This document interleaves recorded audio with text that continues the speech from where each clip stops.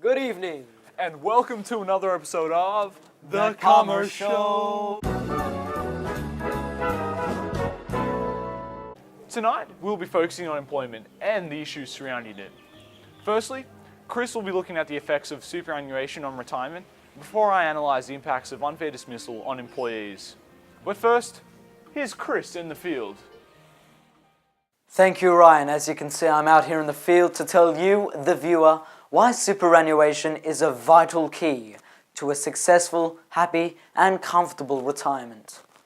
It is the difference between struggling to afford basic necessities on the age pension and being able to comfortably afford basic necessities and even a few of life's luxuries after exiting the workforce.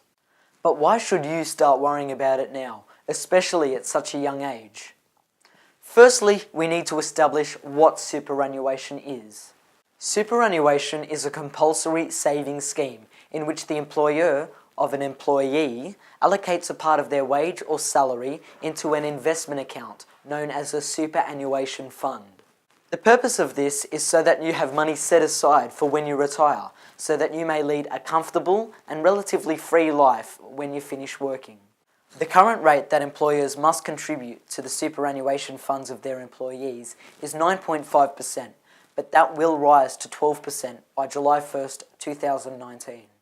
But employees themselves are permitted to add whatever amount they please to the fund to increase the amount of money they receive upon retirement. In fact, the government encourages people to add to the fund themselves by making some contributions tax deductible. A lifetime of working, paired with a 12% contribution rate of the average pay of an Australian worker, will generate about $1 million by the time they are 60 years old. At the moment, there are laws in place that state at what age people are allowed to have access to their super. These laws make it desirable to stay in the workforce until around the age of 60, before relying on your super for retirement. Let's put superannuation into action. Chris and Chris are twin brothers and have been best mates since they were 12. They have worked with each other their entire life. However, Chris decided not to get a superannuation fund when he began working. Chris did. The differences speak for themselves. Compare the pair. Same age, same income. Same name. This Chris does not have a superannuation fund. This Chris does. They may seem to be very, very similar, but by the time they retire, the money they have waiting for them will be very, very different. There are many advantages to superannuation, including it is compulsory, money is automatically deducted and invested into your fund, value increases over time, it allows you to maintain a comfortable lifestyle during retirement, you can choose the investment options of your fund, and your fund is always active, even when in between jobs. There are also some disadvantages, such as you must wait until you are 60 before you can access your super, there is no guarantee to the safety of your fund, and there are associated fees with super funds. In conclusion, a superannuation fund is so important in many ways, and it gives you way more security than in any other system.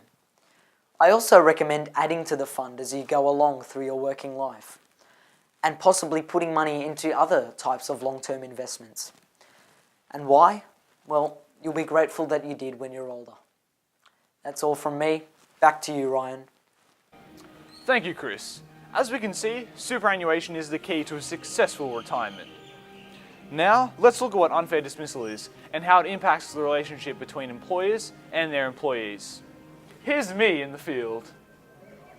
Tonight's story focuses on George Thomas, an employee who was made redundant by his employer so that he could fire him. This is a form of unfair dismissal and violates the Fair Work Act 2009. But before we get ahead of ourselves, what is unfair dismissal? The Australian government defines unfair dismissal as when an employee is fired from their job in a harsh, unjust, or unreasonable manner. An employee must file an application if they believe they have been dismissed unfairly, so that they can either seek compensation or reinstatement. Unfortunately, unfair dismissals are common in Australia and make up approximately 40% of the applications dealt with by the Fair Work Commission.